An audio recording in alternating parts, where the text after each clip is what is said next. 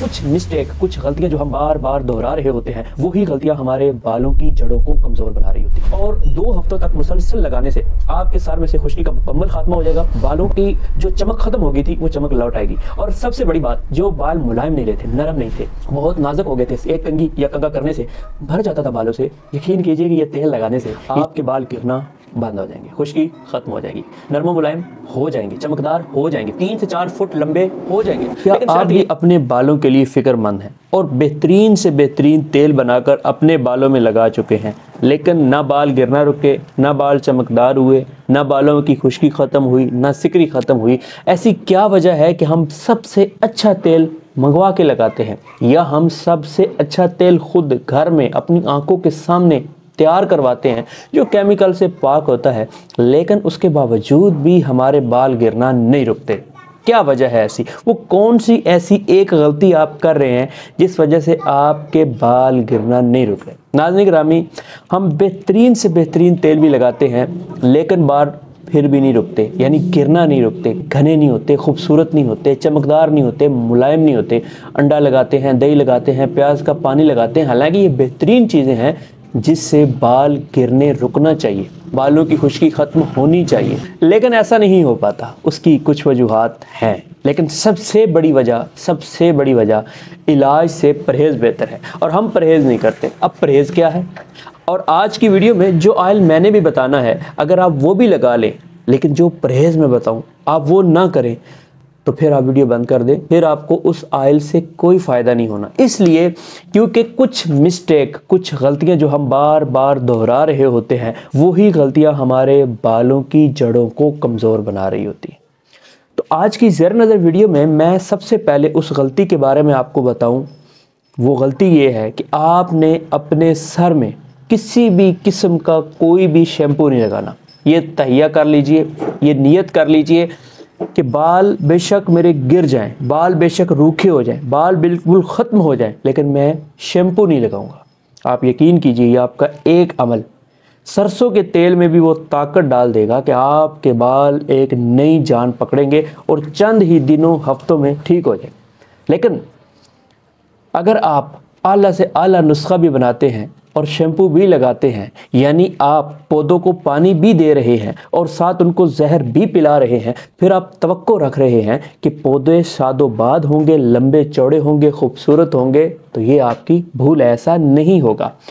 जो नुस्खा मैं बता रहा हूँ, इससे आपके 3 से 4 फुट तक बाल लंबे हो जाएंगे, मुलायम हो जाएंगे, खूबसूरत हो जाएंगे, घने हो जाएंगे, खुश्की सिकरी का खात्मा हो जाएगा। तो नुस्खा बहुत आसान है, नुस्खा इतना मुश्किल नहीं है, मैं स्क्रीन पर चला भी दूंगा, और ये तमाम तर चीज़ें आपको पंसार स्टोर से मिल जाएंगी। क्योंकि बाद में लोग हमें कॉल मैसेज करके पूछते रहते हैं कि ये नुस्खा, ये टोटका, ये जो भी चीज़ हम बताते हैं ये कहाँ से मिलेगी। मेरे भाई, आपके शहर में, आपके इलाके में कोई भी करीब तरीन जो पंसार स्टोर है, ये तमाम तर चीज़ें आपको वहाँ से मिल जाएंगी।